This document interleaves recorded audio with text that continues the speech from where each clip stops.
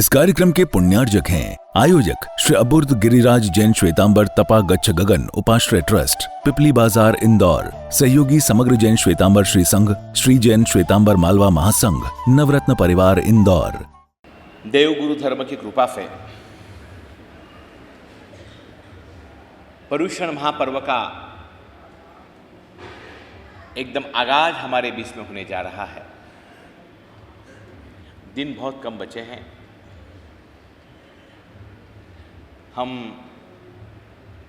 हमारी जो सोच है उस सोच से भी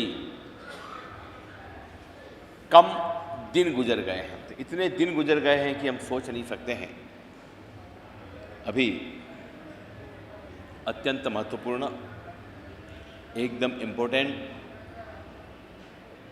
दिन बचे हैं और उत्तरायण नाम के आगम के अंदर तप धर्म में अभी एक अद्भुत बात यहाँ पर चल रही है और उस बात का नाम है प्रायश्चित्त। प्रायश्चित्त नाम का तप है जो दिखता नहीं है, जो दिखाई नहीं देता है, लेकिन जो भीतर में एहसास होता है।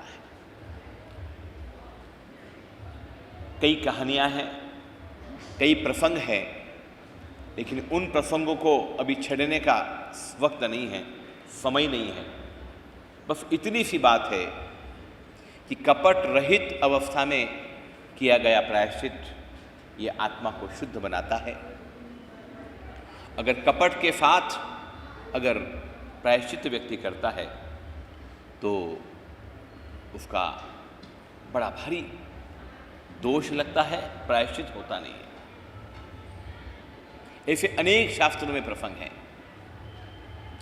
ऐसे अनेक उदाहरण हैं कि जिन उदाहरणों के चलते व्यक्ति अपने कल्याण के मार्ग पर आगे बढ़ गया। एक कमठ की बात आती है। पार्श्वनाथ परमात्मा और मरुभूति, ये इनके जन्मों जन्म के संबंध थे। इनमें भयानक बैर भावना थी, एक दूसरे को पछाड़ने की प्रवृत्ति थी। इसमें पार्श्वनाथ परमात्मा का जो आत्मा था बड़ा पवित्र था। उसके मन में प्रतिशोध की कोई भावना नहीं थी। प्रतिशोध की भावना अगर किसी में थी तो वो कमठ में थी और उसके चलते कई प्रकार के भावों के अंदर जन्म जन्मांतर में ये कषाय की प्रवृत्तियां चालू हुई। लेकिन जब पार्श्वनाथ परमात्मा का भाव आया, मेघमाली बनकर के जब परमात्मा को अभिषेक उपद्रव करने का अवसर आया, तब मेघमाली ने परमात्मा को उपसर्ग किया। लेकिन जब धर्मेंद्र ने उसको पकड़ा, उसको समझाया, उसके जीवन के अंदर, उसके हृदय के अंदर पश्चाताप के भाव जगे, दुख के भाव जगे। किसी भी व्यक्ति की अपनी स्वयं की गलती को देख करके उसको एहसास हुआ कि मैंने गलती करी है, मैंने बहुत भूल करी है। अगर कोई व्यक्ति को ये लगे तो शायद उसके जीवन का ये उदय काल होता है, उन्नति का काल होता है। पुण्यशालियों, कमठ ने अपनी गलती को स्वीकारी और वो गलती का क्या हुआ, प्रायश्चित किया और वो प्रायश्चित करके कल्याण के मार्ग पर आगे बढ़ा।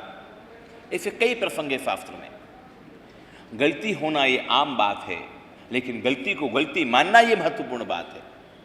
इस पर्युषण महापर्व में आप लोग क्या करेंगे? इस पर्युषण महापर्व में आप सब क्या मिलेंगे, क्या करेंगे? आप सब प्रायश्चित करेंगे। जिनके साथ नहीं बोलते हैं उनके साथ क्षमापना करेंगे। एक त्योहार बन गया क्षमापना। हम लोगों ने क्षमापना को मजाक बना दिया। क्षमापना को हम लोगों ने एक खिलौना बना दिया, एक खेल बना दिया। कैसे?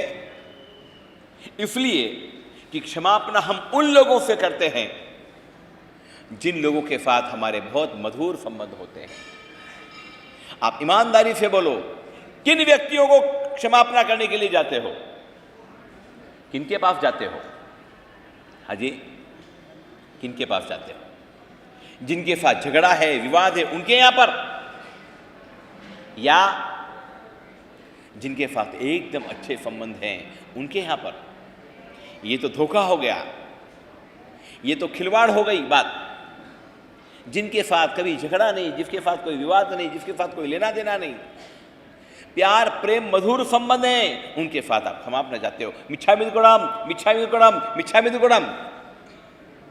और जिनके साथ आपका बैर है, आप ऊपर रहते हैं, वो नीचे रहते हैं, या वो नीचे रहते हैं, आप ऊपर रहते हैं, वो पड़ोस में रहते हैं, या सामने रहते हैं, या गांव में रहते हैं, आपके अबोले हैं, आप बोलते नहीं एक दूसरे के सामने, देखते नहीं हैं, उनके साथ कभी क्षमापना किया कि नहीं किया?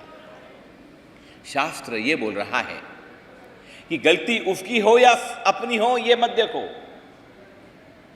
गलती मेरी है या तेरी है ये मत देखो, ये देखो कि मुझे क्या करना है, झगड़ा समाप्त करना है, विवाद खत्म करने की इच्छा है कि मेरी तेरी करने की इच्छा है। क्या करते हो? मैं क्यों झुकूं? मैंने ऐसा किया ही नहीं तो मैं क्यों बोलूं? मैंने ऐसा क्यों करूं? नहीं, अगर झगड़ा समाप्त करना है तो आप पहल करो, आप आगे जाओ, आप सामने से जाओ। याद रख लो, झुकने वाला महान होता है, अकड़ने वाला महान नहीं होता है। झुको, अगर झुक जाओगे तो आपकी सारी अकड़ समाप्त हो जाएगी, आपकी नम्रता हो जाएगी, और वही शायद सच्चा प्रायश्चित माना जाएगा। पुण्यशालियों, पहले नंबर में प्रायश्चित नाम का तप है, इस पर्युषण पर्व में विशेष रूप से हम लोगों को करना है। नंबर 2, विनय तप। विनय की बात तो काफी मैंने करी है। विनय करना, सम्मान करना, किसी का बहुमान करना, किसी को आदर देना, किसी को सत्कार करना, किसी के सम्मान में खड़ा होना। गुरु भगवंत आते हो, खड़ा होना चाहिए। वो बैठे हैं तो हम लोगों को उनकी सेवा में रहना चाहिए। ये एक प्रकार का विनय है। विनय के ऊपर एक बहुत प्यारी सी बात आती है। महाभारत की घटना है, बड़ी अद्भुत घटना है, बेजोड़ घटना है। पांडवों के गुरु, पांडव और कौरव के गुरु जो थे वो थे द्रोणाचार्य जी। अर्जुन के प्रति उनका विशेष प्रेम भाव था, बड़ी उनके प्रति निष्ठा थी। अर्जुन का भी बड़ा समर्पण था। इधर कर्ण एक बहुत विद्वान व्यक्ति था, शक्तिशाली बाहुबली व्यक्ति था, और कर्ण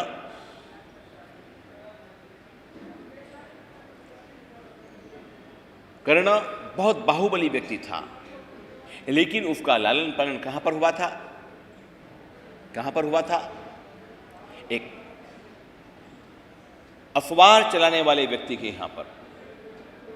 लोग उसको सुतपुत्र कहते थे, और सुतपुत्र कहकर के उसकी हंसी मजाक उड़ाते थे। बात बड़ी पते की है। द्रोणाचार्य के पास कर्ण गया। कर्ण ने विनंती करी कि आचार्य जी, मुझे विद्या अभ्यास कराओ। लेकिन इस देश का दुर्भाग्य ये था कि उन्होंने कहा कि मैं तो राजकुमारों को पढ़ाता हूं भाई, तू कौन सा देश का राजा है, चला जाए यहां से। अपमानित हुआ कर्ण आचार्य परशुराम के पास गया। परशुराम बहुत बड़े दिग्गज व्यक्ति थे, लेकिन क्षत्रियों के बड़े दुश्मन थे। कर्ण ने वेश धारण किया ब्राह्मण का, ब्राह्मण बना, और ब्राह्मण बन करके परशुराम की सेवा में उपस्थित हुआ।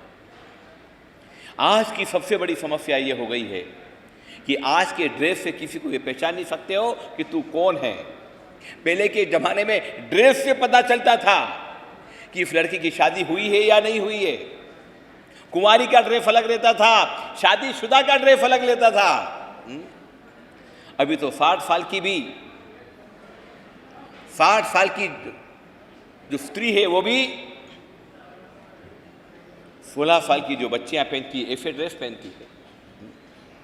यहां पर तो आप सम्मानजनक रूप से आते हो, लेकिन कहीं घूमने के लिए बंबई में रोज ऐसी परिस्थिति बनती थी। मैं पगले करने के लिए जाता, वो प्रवचन में आने वाली बहनें एकदम सर ढांक करके एकदम हाथ जोड़ के प्रवचन सुनने वाली बहनें, वो मुझे सब्जी खरीदते हुए मिल जाती, कहीं शॉपिंग करने हुए मिल जाती, और मेरे को देख करके ऐसी भागती कि अरे ऐसे से कपड़े पहनती कि आप, मैं क्या बताऊं आपको, शर्ट, स्कर्ट, मिनी स्कर्ट, पता नहीं क्या क्या। और एक बार तो एक दुर्घटना घट गई। एक बहन के वहाँ से निकला, उसका पति को मालूम नहीं था। वो पति ने, गुरुदेव मेरे यहाँ पधारना पड़ेगा, आपको पगले करना पड़ेंगे। मैं पगले करने के लिए गया, और वो पगले करने की स्थिति में वो बहन थे नहीं। उन्होंने अंदर से दरवाजा बाथरूम में से लगा के हो गई। वो बाहर से पति बोले खोल खोल खोल, वो बोले खोले नहीं। पति ने कहा कि भाई गौली कर, श्रीफल कहाँ है? वो बोले मैं बाहर नहीं आ सकती हूँ। बाद में दूसरे दिन मेरे पास आए, बोले गुरुदेव आपको बोलना तो चाहिए था कि आप आने वाले थे, तो मैं तैयार होकर रहती। पुण्यशालियों, बड़ी विषम परिस्थितियां हैं। पहले इस हिंदुस्तान के अंदर ड्रेस चलता था, पहले पगड़ी चलती थी, पहले साफा चलता था, बाद में गांधी जी ने टोपी चालू करी, बीच में थोड़े टाइम अन्ना हजारे की भी टोपी चल रही थी, लेकिन अब तो सिर बिल्कुल खुला हो गया। और आश्चर्य की बात यह है कि पहले के जमाने में पुरुषों का भी सिर क्या था? ढका हुआ था, और बहनों का भी सिर ढका हुआ था। आज पुरुषों ने अपना सिर बिल्कुल खुला कर दिया। अब पुरुष करेंगे तो बहनें कहां पीछे रहने वाली? उन्होंने भी सिर ढकना बंद कर दिया। कुछ स्थानों के अंदर कुछ श्रावक अक्सर मुझे कहते हैं, गुरुदेव जमाना बिगड़ गया, बहनें को बोलो सिर ढक करके आवे, बहनों को बोलो ए करके आवे। मैंने उनसे कहा कि मैं उनको तो बोलूंगा ही बोलूंगा, लेकिन शास्त्र में उनके अकेले के लिए नहीं है, तुम भी तो करो। तुम पगड़ी पहन के आओ, टोपी पहनो, सिर ढको तुम।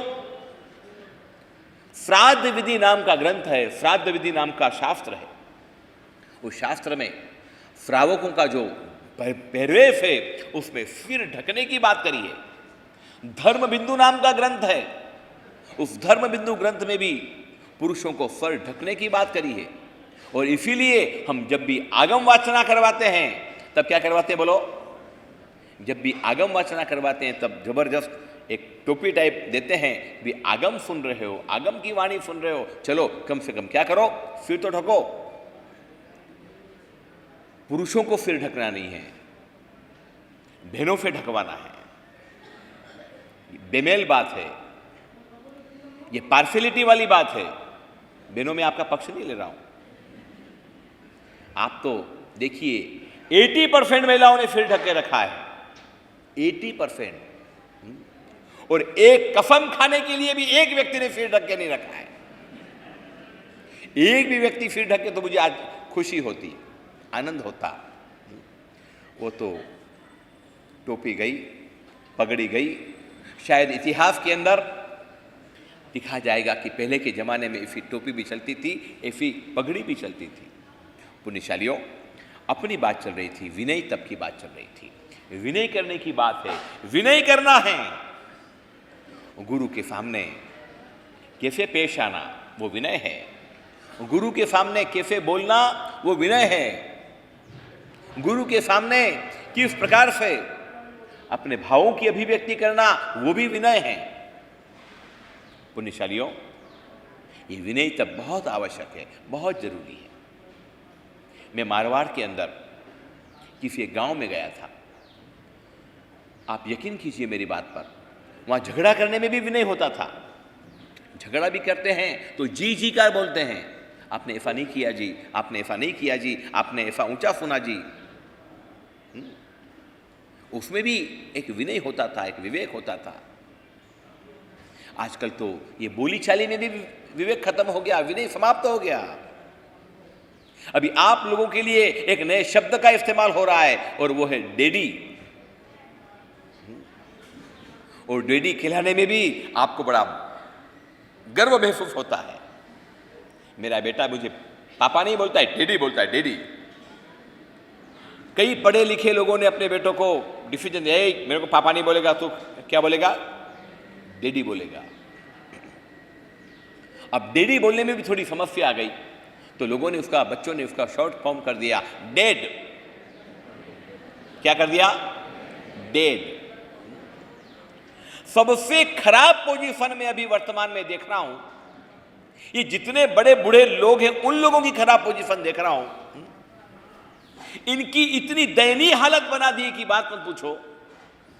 वो 2 साल का बेटा आपको दादू बोलता है, दादू। कोई खिलौना हो, आप दोस्त हो उसके। नानू, नानू कहां गया था, नानू के पास गया था, कहा दादू के पास गया था। और 70 साल का वो वयोवृद्ध व्यक्ति वो दादू दादू करता है, वो 4 साल की पोती उसको दादू दादू करती है। अरे दादाजी बोलो, विनय से बोलो, सम्मान से बोलो। आपको तू तुकारे से बोलते हैं। सीनियर सिटीजन इस प्रकार से आपकी हंसी उड़ाते हैं, आपके बच्चे। ईमानदारी से बोलो, दादाओं के घर में कोई इज्जत है, कोई इज्जत बची है? और ये इज्जत आपने स्वयं ने अपने हाथों से उसको नष्ट कर दी। वो 2-3 साल के बेटे को आपने सिखाया कि दादू बोल, दादू। उसकी मम्मी बोलती दादू, दादू को बोल, दादू करेंगे।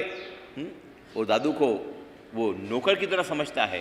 अरे दादाजी, अरे पूरे घर के मालिक होते थे साहब। एक उनका शब्द निकलता था, सारे लोग उनकी परवरिश के लिए तैयार होते थे। लेकिन दादाजी तो चले गए, दादू आ गए। नाना जी चले गए, नानू आ गए। ये छोटे बच्चों को खिलाते थे ना, नानू नानू नानू। ये पोजीशन आपके बच्चों ने बड़े बुजुर्गों की कर दी। विनय समाप्त हो गया। इस कार्यक्रम के पुण्यार्जक थे आयोजक श्री अबुर्द गिरिराज जैन श्वेतांबर तपा गच्छ गगन उपाश्रय ट्रस्ट, पिपली बाजार इंदौर। सहयोगी समग्र जैन श्वेतांबर श्री संघ, श्री जैन श्वेतांबर मालवा महासंघ, नवरत्न परिवार इंदौर।